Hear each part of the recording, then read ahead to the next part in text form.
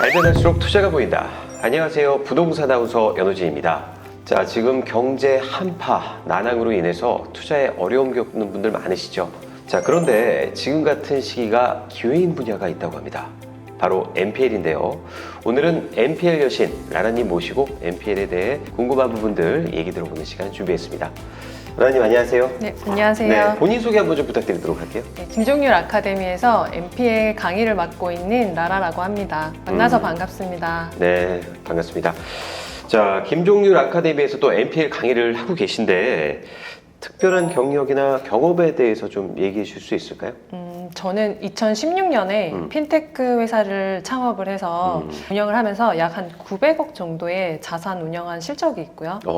그리고 2013년부터 제가 경매 투자를 시작을 해서 뭐 공장, 뭐 NPL, 금전대부, 상가 등 좀 다양한 투자를 하고 있는 투자자이기도 합니다. 그때 신년회 때 영상에서도 살짝 듣기는 했지만 네. 900억 정도의 자산을 그럼 이렇게 돌리시는 거잖아요. 그죠? 네네네. 운영을 했었죠. 이런 부분들이 NPL에도 굉장히 또 많은 도움이 될 것 같은데, 자, 근데 지금 영상을 보시는 분들 중에는 물론 뭐 지식이 있는 분들도 계시겠지만 NPL이 도대체 뭐야? 뭘 얘기하는 거야? 하시는 분들도 있을 것 같아요. 네. NPL에 대해서 짧고 굵게 설명 한번 부탁드리도록 할까요? NPL이라고 하는 거는 부실채권이라고 해서 수익이 나지 않는 여신을 말하는데요. 그러니까 누군가한테 돈을 빌려주면 우리는 보통 이자를 받죠. 그렇죠. 근데 그 이자가 따박따박 잘 들어오면은 정상채권. 근데 이자가 안 들어와. 한동안 연체가 되고 있어. 그러면은 이제 부실채권. 이렇게 생각하시면 될 것 같아요. 네. 한마디로 돈 받을 수 있는 권리를 좀 더 싸게 구입한다? 이렇게 생각하면 될까요? 네, 맞습니다. 그게 이제 NPL 투자이고 다음에 또 말씀드릴 얘기이기도 한데요. 네네네. 그러면 NPL 채권으로 수익은 보통 어떻게 내는 건가요?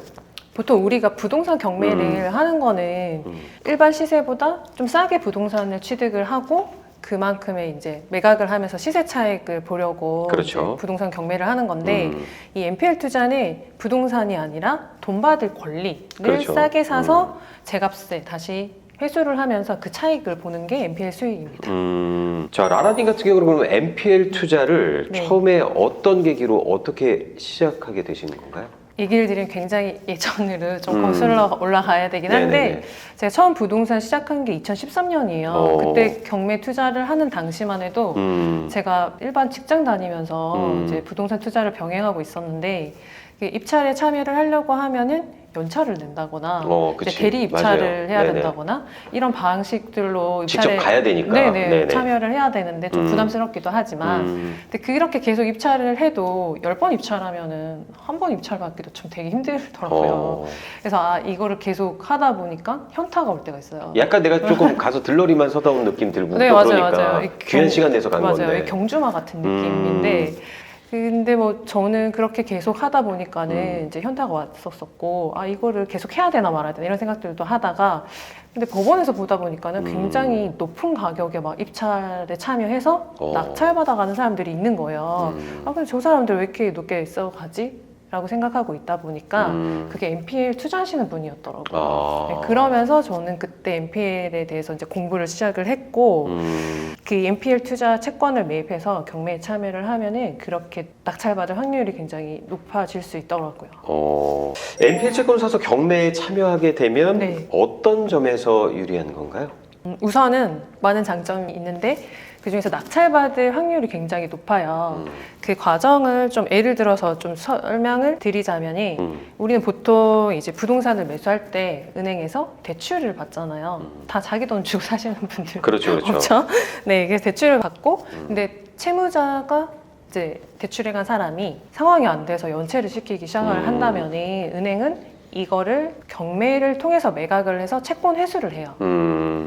근데 이제 이 과정에서 NPL을 사고 파는 건데 좀 어떤 쉽게 여러분들 이해하실 수 있게 부동산을 좀 예시로 말씀을 드리면은 감정가시 이제 10억 원의 부동산이 있고 네. 1순위의 은행에서 8억 원을 대출을 해줬다고 할게요. 네. 근데 이 연체 기간이 길어져서 이 채권 최고액만큼 9억 6천까지 그러니까 9억 6천이 어떻게 책정된 건지. 네네. 네네. 그 그걸 채권 최고액이라고 하는데 보통 은행에서는 돈 빌려주면 네네. 등기부에 나 돈 얼마 빌려줬어 이렇게 근저당 설정을 하거든요. 근데 이 설정을 보통 빌려준 8억에 하는 게 아니라 한 120% 정도 해서 9억 6천에 설정을 해요.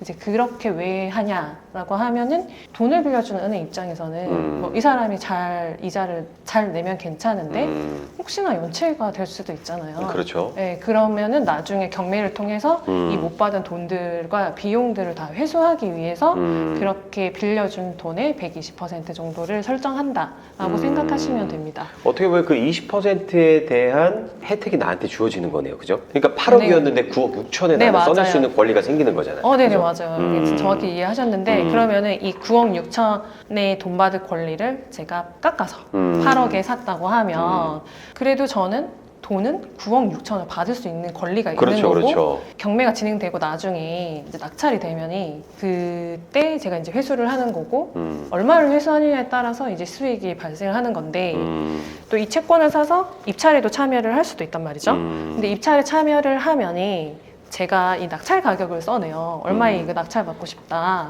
그 입찰 금액을 제가 돈을 받을 수 있는 이 9억 6천만큼 쓸 수가 있어요. 연 팀장님 같은 경우는 10억짜리 부동산에 경매 입찰 참여한다고 하면 얼마 정도의 입찰 참여하실 것 같으세요?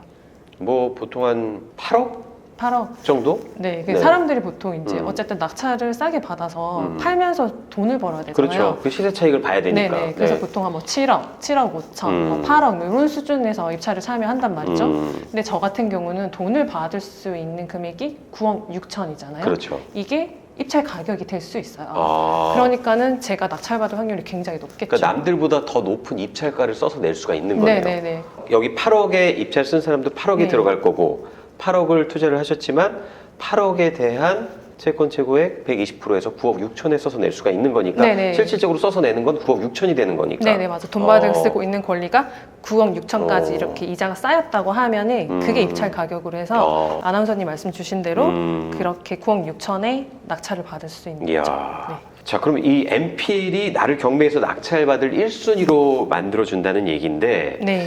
근데 그러고 보면 보통 법원이나 이렇게 주변에서 왜 이렇게 높은 가격에 샀냐고 그러시는 분들도 있겠어요. 네, 맞아요. 그러면 되게 좀 법원에서 막 슬렁슬렁 거려요. 저렇게 10억 하는 부동산을 9억 6천에 낙찰받아서 남는 게 뭐가 있어? 라고 하시는데 사실 실질적으로는 보여지는 건 저는 9억 6천에 사는 것처럼 보여지지만은 8억에 산 거잖아요. 그러니까 이 1억 6천만큼 이미 수익이 발생된 거예요.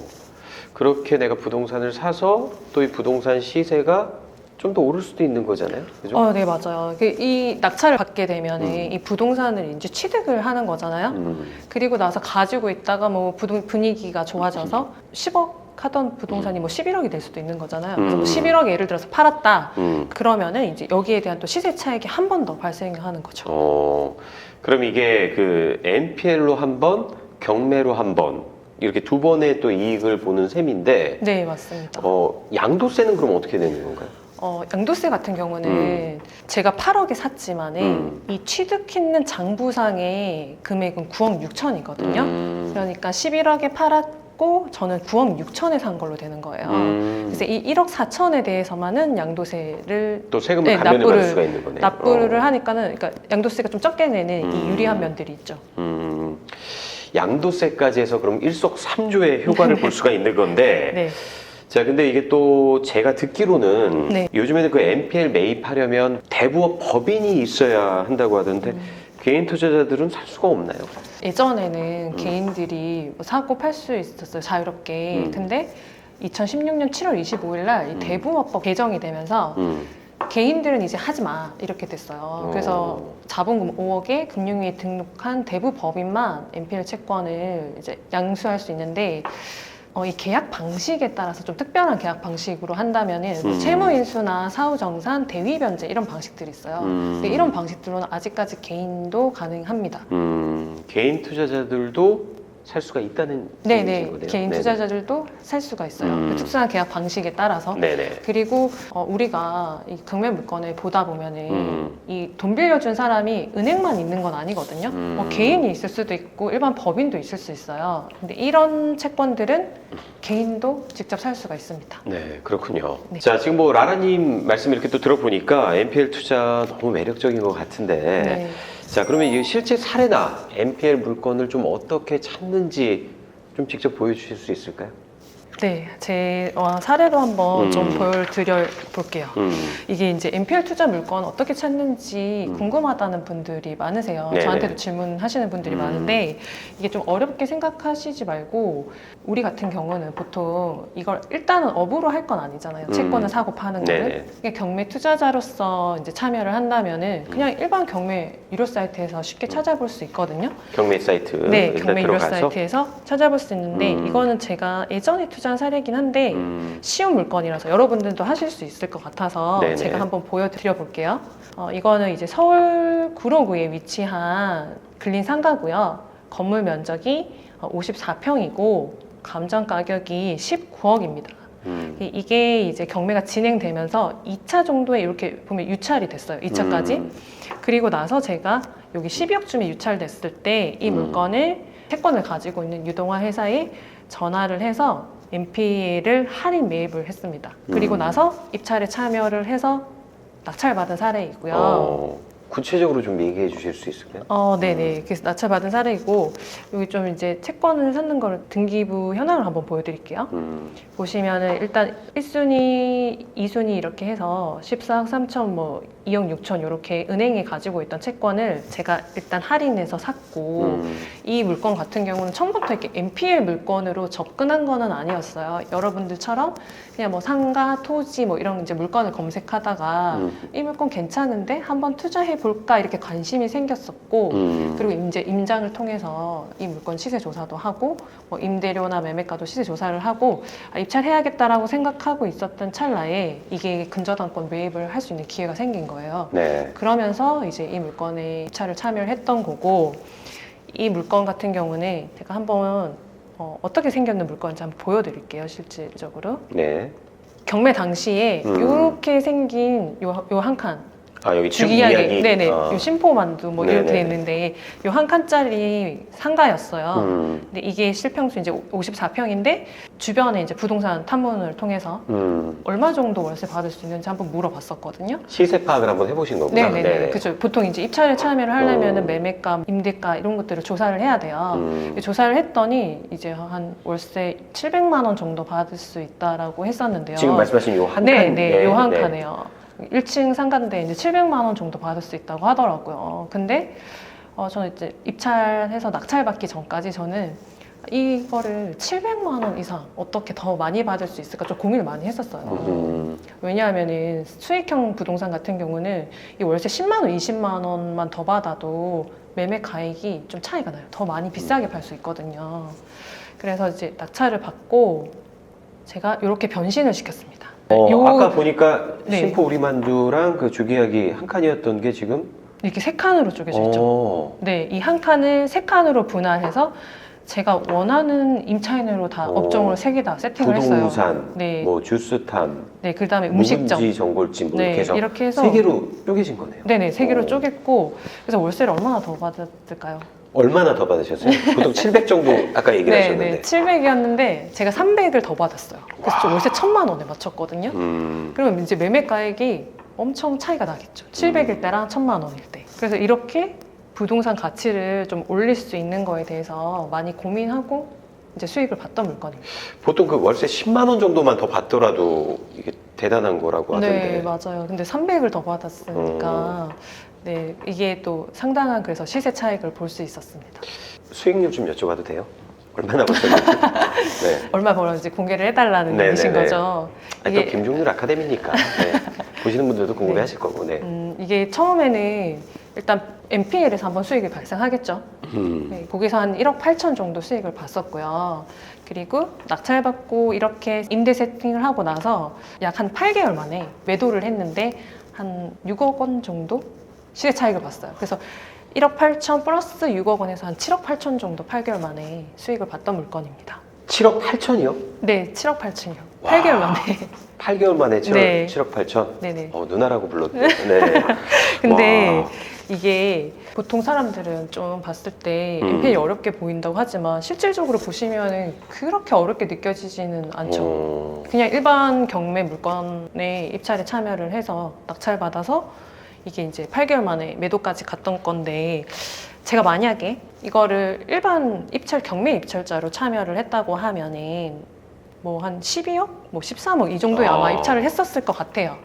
그러면은 아마 제가 낙찰을 못 받을 수도 있을 것 같고요. 8개월 만에 7억 8천이면 한 달에 1억씩은 거의 이제 수익이 생기거나 나름이 없는데. 네네. 와. 근데 이제 MPL을 사서 입찰에 참여를 했으니까 음. 낙찰도 받고 이렇게 좀 더 많은 수익을 낼 수 있지 않았을까라고 생각을 합니다. 그러면 네. 어떻게 보면은 이게 일석삼조의 또 효과를 얻을 수가 있는 거네요. 그죠? 네네, 맞습니다. MPL로 한번, 수익 경매로 내고, 한번, 네, 경매 또 이제 시세 차익 한번 보고. 그리고 또 양도세적인 네, 부분에서도. 또 절감된 부분도 있죠. 네. 야. 근데 이 MPL 투자하려면 네. 경매 모르고는 또 할 수가 없겠네요. 아무래도 이 경매가 진행되는 과정에서 음. 이 채권을 매입하고 매각도 하고 또 낙찰되고 나면 배당에서 이제 수익을 낼 수 있는 이런 과정들이 다 경매에서 시작이 돼요. 그렇기 때문에 경매를 아예 모르고 투자를 한다고 하면은 중간중간에 이제 구멍이 생길 수도 있거든요. 그래서 많이 어렵진 않고 경매에 좀 기본적인 지식 정도만 있으면은 MPL 투자를 네, 쉽게 접근하실 수 있어요. 네. 네. MPL 투자 저도 당장 배우고 싶은데 네. 근데 이렇게 들으면 또 좋은 얘기들만 또 있는 것 같은데 네. MPL 투자를 할 때 좀 유의해야 될 점, 주의해야 될 점 어떤 것들이 있을까요? 좀 장점도 많은 만큼 단점들도 좀 많기도 한데 그 중에 좀 하나 꼽으라고 하면 이 MPL 채권을 만약에 10억짜리를 제가 2억이나 깎아서 8억에 샀어요. 잘 산 것 같으세요? 일단 2억을 싸게 샀다고 하면 그렇죠. 네. 그럼 잘 산 거 아닌가요? 그렇게 생각하실 수도 있는데 만약에 이 설정되어 있는 부동산 시세가 6억 원이라고 하면은 어떠세요? 10억으로 알고 나는 8억에 샀다고 생각을 해서 되게 잘 샀다고 생각을 하고 있는데 시세는 또 6억이야. 그러면은 안 좋은 거 아니에요? 네, 그쵸. 2억 이제- 손해를 본 거잖아요. 또. 네, 그 채권이 이제 10억인데 8억에 샀어요. 근데 이 부동산 자체가 6억밖에 안 하는 거예요. 그러니까 가치가. 네, 그러면은 회수할 수 있는 돈이 6억밖에 안 될 수도 있겠죠. 그러면 어떻게 여기에 보면은 손실이 발생할 수 있어요. 이거 시장 조사를 좀 해보고 해야겠네. 이 가격이 적당한 네, 가격인지. 네, 맞아요. 그래서 첫 번째로 MPL 물건을 매입하기 전에 이 부동산의 가치 판단을 먼저 하셔야 되고요. 그리고 나서 이 MPL을 매입하는 금액이 적정선인지, 얼마에 매입하면 좋을지, 이런 것들이 이제 같이 진행이 되어야지만 손실 볼 일이 발생하지 않습니다. 그렇군요. 네. 자, 그럼 MPL 투자의 시기가 있다면 언제일까요? 지금이죠. 음. MPL은 어떻게 보면 불황기에 더 많이 호황인 시장이에요. 그래서 지금 언론에서도 많이 보시겠지만 MPL뿐만 아니라 은행들에서 연체 채권들을 이제 매각을 한다는 이런 것들을 언론에서 많이 보셨을 것 같아요. 이제 이런 시장에서는 이제 MPL 투자하기 딱 좋은 시장이라서 지금이 정말 가장 적기가 아닐까라고 생각을 합니다. 네, 오늘 MPL에 대해 간략하지만 알기 쉽게 한번 풀어봤는데요. 앞으로도 더 좋은 컨텐츠와 내용으로 여러분 찾아뵙도록 하겠습니다. 여러분, 지금은 MPL입니다. 시청해주신 여러분 감사합니다.